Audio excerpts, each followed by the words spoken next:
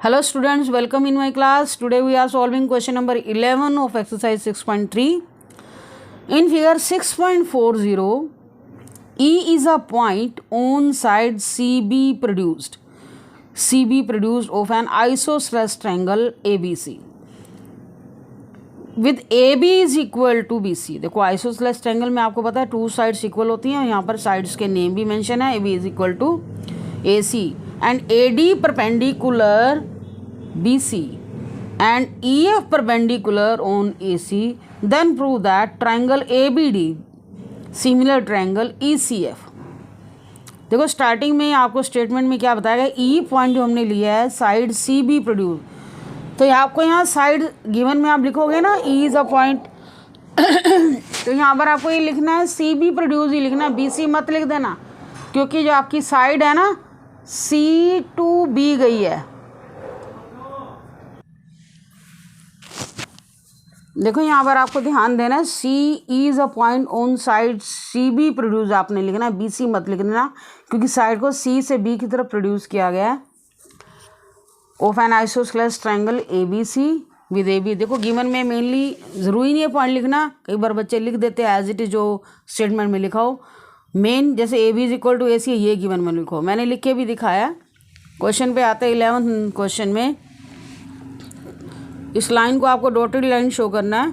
Given में क्या लिखेंगे, A B is equal to A C and A D perpendicular B C and E F perpendicular on A C. और आपका target क्या prove करना है, ट्रायंगल ए बी डी को सिमिलर प्रूव करना है ई सी एफ के.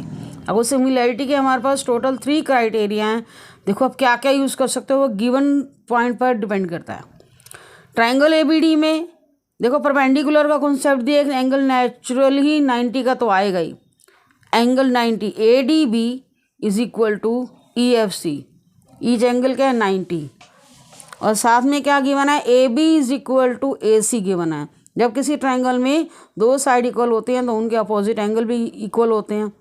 तो ए बी का अपोजिट एंगल क्या है सी, और सी का ए सी का अपोजिट एंगल बी है. लेकिन आपको ये ध्यान रखना है, पहले मैंने ट्रायंगल ए बी डी का नाम लिया है ना, A B is equal to A B, angle B is equal to C लिखो या C is equal to B लिखो, कोई फ़र्क नहीं पड़ेगा. लेकिन ट्रायंगल ए बी डी में आपका कौन सा एंगल लाइक कर रहा है, बी लाइक कर रहा है, तो पहले बी लिख दोगे. और A C E C F में सी लाइक करा तो सी को सेकंड साइड लिखोगे. और इसका रीज़न दोगे angles opposite to equal side. देखो मैंने एंगल्स को ऐसे लिखा है, ये एंगल्स है, इसको शॉर्ट फॉर्म में एंगल साइन डाल के बीच में ऐसे डाल दो, ऐसे भी आप लिख सकते हो. तो triangle A B D similar हो चुकी है ई सी एफ के बाय एंगल सिमिलरिटी से. नेक्स्ट क्वेश्चन पे आते हैं, 12th क्वेश्चन इंपॉर्टेंट है हमारा. ए बी एंड ए सी, इसका डायग्राम गिवन है. A B and B C and median A D of triangle A B C are respectively proportional to the sides P Q R and median P M of triangle P Q R. Then show that triangle A B C similar triangle P Q R. आपके पास given क्या है, two sides की ratio और एक median की आपको ratio proportional given है. एक बार ध्यान से देखोगे, A B B C and A D ये ट्रायंगल ए बी सी का है, 2 साइड्स और 1 मीडियन का पॉइंट है. और सेकंड में क्या गिवन है, सेकंड में आपको ए बी के साथ क्या कनेक्ट करना है, पी क्यू, बी सी के साथ क्या लेना है क्यू आर, और ए डी के साथ पी एम. जब आपको कॉरस्पॉन्डिंग साइड्स की रेशो लिखनी होती है ना, कॉरस्पॉन्डिंग ही साइड लिखना. ए बी के साथ पी क्यू है, बी सी के साथ क्यू आर है, और ए डी मीडियन के साथ पी एम. ये आपकी रेशो गिवन है प्रोपोर्शनल. तो आपको सबसे पहले तो क्या लिखना है, A D and P M are the median. और सेकंड थिंग आपको क्या गिवन है, A B by P Q, B C by Q R, A D by P M. ये हमारा गिवन में है. तीनों साइड्स नहीं है, 2 साइड्स और एक मीडियन वाली रेशो इक्वल है. और आप हमें क्या प्रूव करना है, ट्रायंगल ए बी सी को पी क्यू आर के सिमिलर प्रूव करना. देखो सिमिलरिटी के हमने टोटल 3 क्राइटेरिया पढ़े हैं. पहला एंगल सिमिलरिटी. अब एंगल सिमिलरिटी तभी अप्लाई होती है जब 2 एंगल्स इक्वल हो. सेकंड क्या था हमारा, ऑल साइड्स, तीनों साइड्स होनी चाहिए. यहाँ पर 2 साइड्स की रेशो तो आ गई, A B by P Q, B C by में क्यू आर, लेकिन थर्ड साइड नहीं दी. थर्ड उसने क्या दे दिया, मीडियन. तब थर्ड तीनों साइड वाले ट्रिपल एस वाला प्राइड हम यूज़ नहीं कर सकते इसमें रूल। अब हमें क्या करना होगा और क्या देखते हैं हम, ट्रायंगल ए बी सी में आओ, टू क्या ये हमें प्रूव करना है, जो गिवन है उस पर आते हैं। ये आपका गिवन रिजल्ट है, A B by P Q, B C by में Q R, A D by में पी एम। अब आप क्या करोगे, ये ट्रायंगल जो है हम ना छोटी A B D and P Q R, इस ट्रायंगल को सिमिलर प्रूव करने की कोशिश करोगे, क्योंकि जैसे ही आपकी ट्रायंगल सिमिलर हो जाएगी आप angle B is equal to Q right कर सकते हो। ये हमने क्यों ऐसा सेलेक्ट किया, क्योंकि हमारे पास A B by P Q, B C by Q R तो ऑलरेडी गिवन है, और आपने एक एस ए एस वाली प्रॉपर्टी पढ़ी है। एस ए एस प्रॉपर्टी में हम क्या पढ़ते हैं, टू साइड्स की रेशो होनी चाहिए और उन्हीं के बिटवीन का एंगल होना चाहिए। तो हमें A B by B C है, इधर से पी क्यू बाय में क्यू आ रहा है, तो उनके बिटवीन का एंगल पी और क्यू, बी और क्यू बनेगा ना। तो इसको इक्वल लाने के लिए हमें क्या करना पड़ेगा, इन दोनों ट्रायंगल को सिमिलर लाना पड़ेगा, और उसको हम गिवन रिजल्ट के बेस पे ही इक्वल सिमिलर प्रूव करेंगे। तो गिवन में आपको क्या गिवन है, A B by P Q, B C by Q R, तो मैं क्या करूँ, half B C half Q R लिख सकते हैं। देखो जब दो साइड्स दो रेशो इक्वल हैं, जैसे मैंने क्या लिखा 2/4, अब मैं इसका हाफ करूं, हाफ ऑफ 2 करूं, इधर हाफ ऑफ 4 करूं, इसकी रेशो भी क्या आ रही है 1/2 आ रही है, और इधर हाफ करने के बाद भी रेशो 1/2 आ रही है, तो रेशो क्या रहेगी, इक्वल रहेगी। तो ऐसे भी जब कोई रेशो पहले से इक्वल है, दूसरी साइड की रेशो को चाहे आप हाफ करो या जितने या 2 टाइम्स मल्टीप्लाई करो, रेशो आपकी अनइफेक्टेड रहेगी। तो इसलिए मैंने क्या किया, हाफ किया, हाफ बी सी बाय में हाफ क्यू आर, ये थर्ड रेशो आपने एज इट इज़ रखनी है। हाफ बी सी का मीनिंग क्या हुआ, बी डी, और हाफ क्यू आर का मीनिंग क्या हुआ, क्यू एम। ये हम क्यों लिख रहे हैं, क्योंकि डी क्या है, ए डी का, डी क्या है, बी सी का मिड पॉइंट है, और एम क्या है, क्यू आर का मिड पॉइंट है। क्यों, ए डी मीडियन है, पी एम भी हमारा मीडियन है। मीडियन आपको पता है कैसे बनता है, किसी भी साइड के मिड पॉइंट को उसके अपोजिट वर्टेक्स से ज्वाइन किया जाता है, दैट इज़ मीडियन। तो इतना पता है, मीडियन दे दिया, that is the mid point of side B C. तो इस इट मीन्स बी डी किसके हुआ, डी सी के इक्वल हुआ। हम यहाँ पर हाफ बी सी में डी सी भी लिख सकते थे और इधर एम आर भी लिख सकते थे, लेकिन हमारा टारगेट क्या है, इस एंगल को लाना, तो हमने इसी साइड वाला लिया, बी डी बाई में क्यू एम। इससे हमारा क्या हुआ, triangle A B D similar होगी पी क्यू एम के, बाय किस रूल से, देखो अब इन तीनों साइड हमने ले ली, ए बी बाय में P Q, B D by में क्यू एम, और थर्ड साइड आपकी क्या आ रही है, ए डी बाय में पी एम। तो ट्रायंगल हमारी क्या हो गई, सिमिलर हो गई बाय ट्रिपल एस। इससे सिमिलर हो गई, जैसे अब आप लिख सकते हो एंगल बी किसके इक्वल है, क्यू के, एंगल बी किसके इक्वल है, क्यू के। नाउ लिखोगे angle B is equal to Q, corresponding angles of similar triangle. Triangle similar हो चुकी है तो आप बी क्यू के इक्वल लिख सकते हो, क्योंकि सिमिलर ट्रायंगल के कॉरस्पॉन्डिंग एंगल्स क्या होते हैं, इक्वल होते हैं। अब हम आते हैं इन ट्रायंगल ए बी सी में, मेन ट्रायंगल में, जिसको आपको सिमिलर प्रूव करना है, जो बड़े वाली लार्ज ट्रायंगल है। In triangle A B C and P Q R, A B by में P Q, B C by में क्यू आर हमारे पास ऑलरेडी गिवन है, तो आप तीनों रेशो में से 2 रेशो लोगे और अब लिखोगे b is equal to Q, जो कि ऑलरेडी प्रूव हो चुका है। ए बी बाय में P Q, B C by में क्यू आर, एंड एंगल लिखोगे b is equal to Q, proved, triangle similar हो गई by side S S criteria. Next question पे आते हैं, क्वेश्चन नंबर 13। क्वेश्चन नंबर 13 में आपको क्या करना है, d is a point on the side B C of triangle ABC such that angle ADC is equal to BAC, show that CA square CB into CD। देखो ऐसे question पढ़ने से कई बार कुछ भी समझ नहीं आता, आप पहले जैसा गिवन है वैसे डायग्राम बनाओ, कुछ हमें समझ आना शुरू हो जाता है। डायग्राम के बिना इम्पॉसिबल है क्वेश्चन, और आपको एग्ज़ाम में डायग्राम गिवन भी होगा तो भी बनाना है, नहीं गिवन है तो भी बनाना है। डायग्राम कई बार गिवन होता है, बच्चे सोचते हैं गिवन तो है नहीं बनाना। डायग्राम के बिना क्वेश्चन एक्सेप्टेड नहीं होता, थ्योरम तो स्पेशली, ठीक है। तो यहाँ पर आपको ध्यान रखना है, डायग्राम बनते ही हमारे माइंड में उसकी इमेजिनेशन होने लग जाती है कि क्वेश्चन कैसे होने वाला है।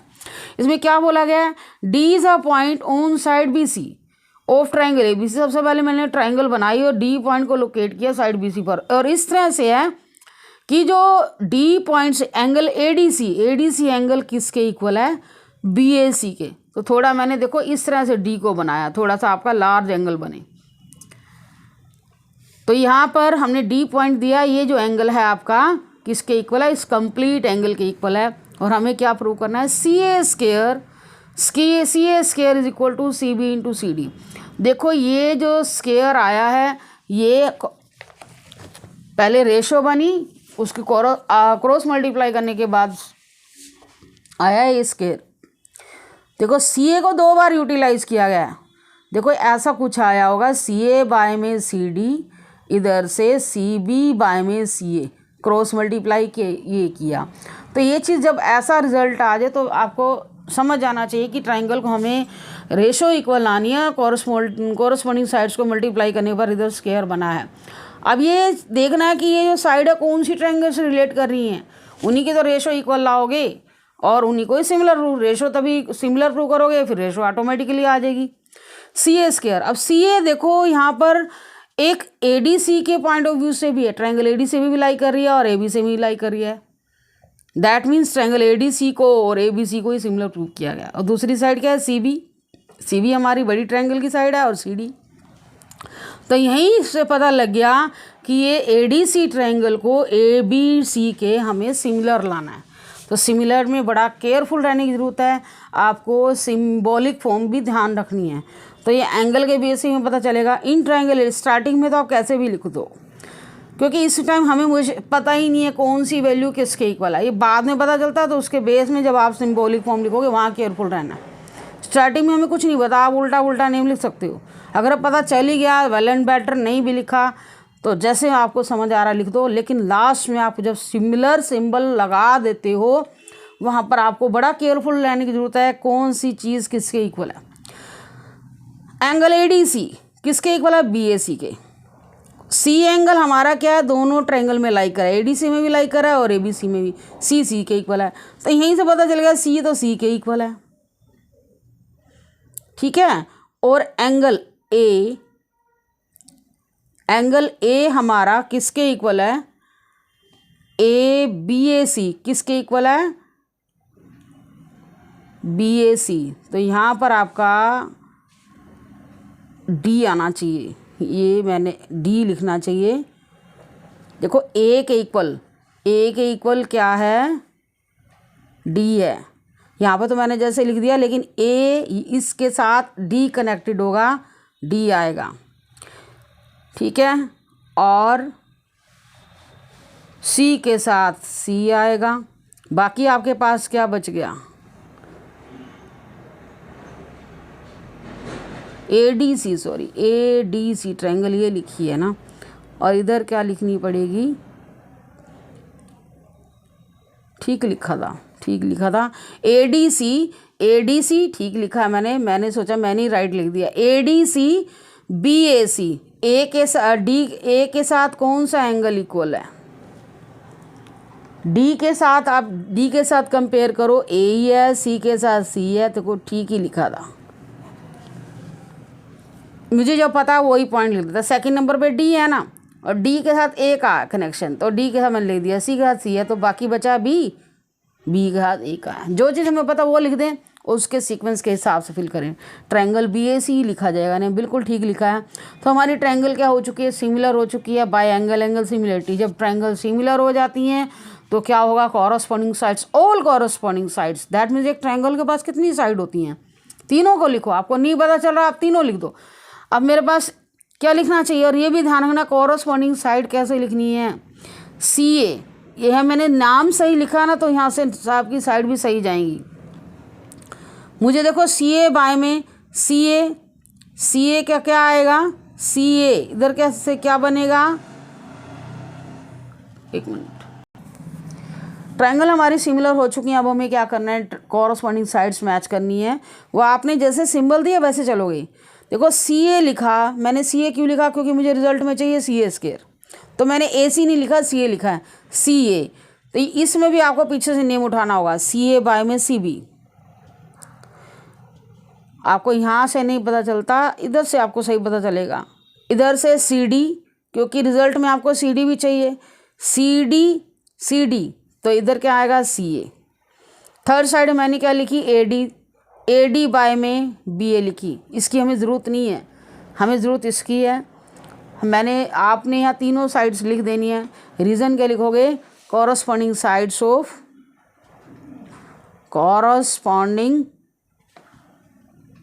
साइड्स ऑफ सिमिलर ट्राइंगल्स, ये लिख दिया। अब हमें ओनली फर्स्ट टू रेशोज चाहिए, सी ए बाय में C B is equal to C D by में C A square is equal to क्या आएगा, C B into C D. ये हमारा रिजल्ट प्रूव हो चुका है।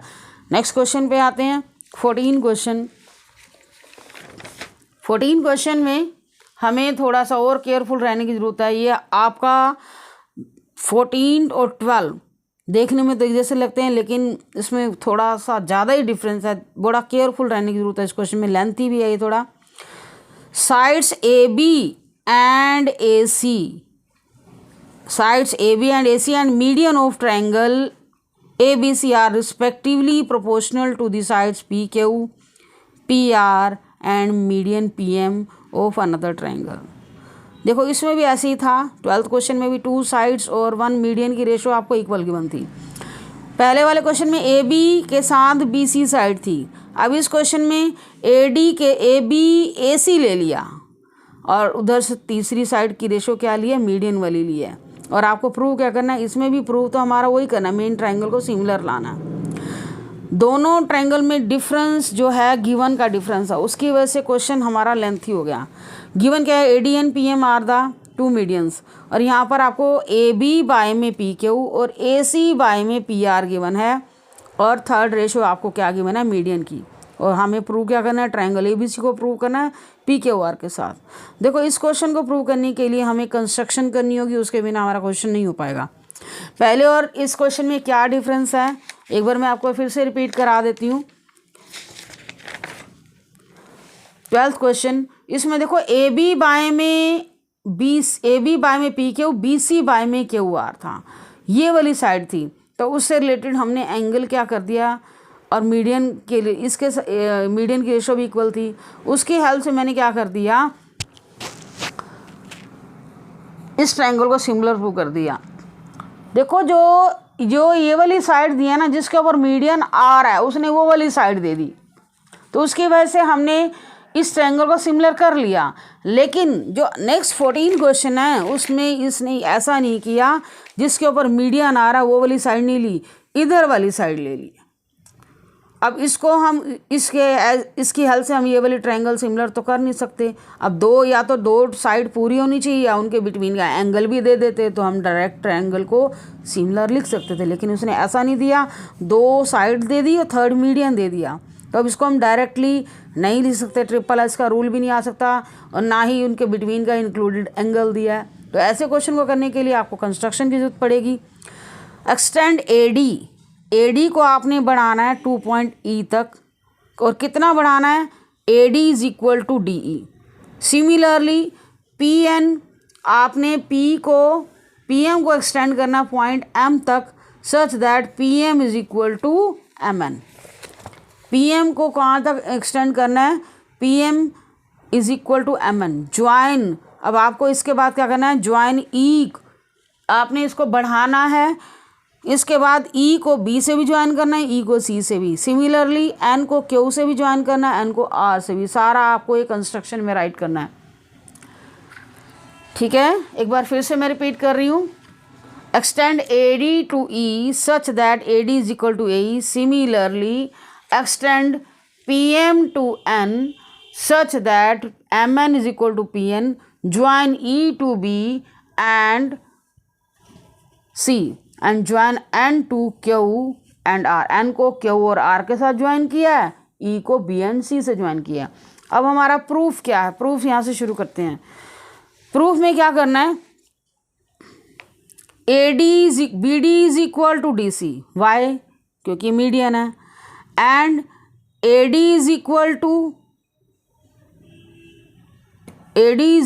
To D E by construction. This is equal to this, ये तो गिवन था, और इसको हमने कंस्ट्रक्शन से किया। तो दैट मीन्स ये दोनों, ये पार्ट इसके इक्वल है और ये पार्ट इसके इक्वल है। तो इसके या कंक्लूजन हुआ जो ए ई लाइन है और बी सी लाइन है क्या कर रही हैं, एक दूसरे को बाइसेक्ट कर रही हैं। ए ई एंड बी सी क्या हो रही हैं, बाइसेक्ट कर रही हैं। जब भी किसी क्वाड्रिलेटरल में ये डायगोनल हो जाएंगे, ए ई एंड बी सी किसी भी क्वाड्रिलेटरल में जब डायगोनल बाइसेक्ट करते हैं दैट मीन्स वो क्वाड्रिलेटरल हमारी क्या बन जाती है, पैरेललोग्राम। इसे हम कह सकते हैं A B E C is a parallelogram. तो यहाँ पर आपको यही लिखना है B D is equal to D C and A D is equal to A. ये रीजन इक्वल क्यों है, आपको रीज़न देना है। B D is equal to D C, A D is median, A D is equal to D by construction, A E and B C bisect each other. Diagonal bisect कर रहे हैं ना, A B E C is a parallelogram. Similarly इसी तरह से यही concept same आपका second diagram में लगेगा। Similarly we can say that B Q N R is a parallelogram, क्योंकि उसमें भी आपका यही कॉन्सेप्ट। आप जब पता है पैरेललोग्राम है तो उसके अपोजिट साइड्स क्या होती हैं, इक्वल होती हैं। तो यहाँ पर आप लिखोगे पहले वाली ए सी किसके इक्वल है, बी के। पैरेललोग्राम की अपोजिट साइड इक्वल होती हैं। ऐसे आप इसमें लिखोगे पी आर किसके इक्वल है, क्यू एन के। Similarly P Q N also is a parallelogram. A C is equal to B E and P R is equal to Q N, opposite sides of parallelogram. ये ऐसा हमारा लिखने का क्यों रहा है लॉजिक। अब आपको ये तो गिवन है A B by P Q, A C by में P R, A D by में पी एम, ये गिवन था। यहीं पर ही आपने ए सी के रिप्लेस में क्या लेना है, बी ई, और पी आर के रिप्लेस में क्या लेना है, क्यू वन। पी आर के रिप्लेस में क्या लेना है, क्यू वन। जो हमारी सेकंड साइड वाली रेशियो है वहीं पर आपको चेंज करना है, बी ई, और इसके रिप्लेस में क्या लेना है, क्यू वन। सेकेंड साइड वाली जो रेशियो है ए बी बाय में P Q, B E by में ए बी बाय में P Q, B E by में Q one, A D by में P M, A B by में P Q, B E by में Q one, A D by में P N. ये आने के बाद आपको क्या करना है, जो ए डी है ना उसका ट्वाइस कर दो। ये रेशो ऑलरेडी इक्वल आ गई, इसका ट्वाइस क्यों कर रहे हैं, ताकि ये जो ट्रायंगल है ए बी ई इसको आप सिमिलर प्रूव कर सको रेशो। क्योंकि ये चीज़ तो आ गई, ये चीज़ आपकी कंप्लीट नहीं आ रही। इतना मैंने इक्वल गिवन था, इसका ट्वाइस कर दोगे। मैंने अभी भी आपको बताया हाफ करो ट्वाइस करो तो रेशो आपकी वही रहेगी। तो A D by P M के मैंने 2 से मल्टीप्लाई कर दिया, तो ट्वाइस ए डी बाई में ट्वाइस पी एम। जैसे आप ट्वाइस ए डी करोगे तो यही बन जाएगा, इधर से ट्वाइस पी एम करोगे पी एन बन जाएगा। तो इससे आपकी ये ट्रायंगल ए बी ई की और इधर से पी के वन की तीनों साइड्स प्रोपोर्शनल हो चुकी हैं। Triangle A B E similar हो गया पी के वन से, by which rule triple S. तो एंगल 1 इज इक्वल टू 2 हो गया, एंगल 1 2 के इक्वल हो गया। देखो ऐसा क्यों किया जा रहा है, क्योंकि हमारे पास जो गिवन था ना ए बी बाय में पी क्यू है, उधर से ए सी बाय में पी आर है। हमें इन्हीं के बिटवीन का एंगल चाहिए। इनके बिटवीन का एंगल क्या है, ए इज इक्वल टू पी, जो कि गिवन नहीं है। तो इसको इक्वल लाने की हम कोशिश कर रहे हैं। मैंने क्या किया, इन दोनों ट्रायंगल को सिमिलर किया, तो इसको इसके साथ, तो 1 2 के इक्वल आ गया। तो similarly we can prove 3 is equal to 4। तो इसको आपको करके दिखाने की ज़रूरत नहीं है, उसके स्टेप भी सिमिलर चलेंगे। तो आपने 1 और 2 का लिखना है। ट्रायंगल सिमिलर हो गई, angle 1 is equal to 2, corresponding angle of similar triangle. Similarly we can prove triangle 3 is equal to 4। दोनों को ऐड करोगे 1 + 3 हो गया, 2 + 4 हो गया। 1 + 3 होने से एंगल ए बन गया, 2 + 4 होने से पी बन गया। ट्रायंगल ए बी सी और पी क्यू आर में आ जाओ।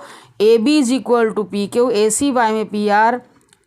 अब हमारा मेन टारगेट मिल चुका है, उसमें से आप फर्स्ट 2 रेशो ले लोगे और उन्हीं के बिटवीन का एंगल जो हमने अभी भी प्रूव किया है, ट्रायंगल सिमिलर होगी बाय ऐसे ऐसे।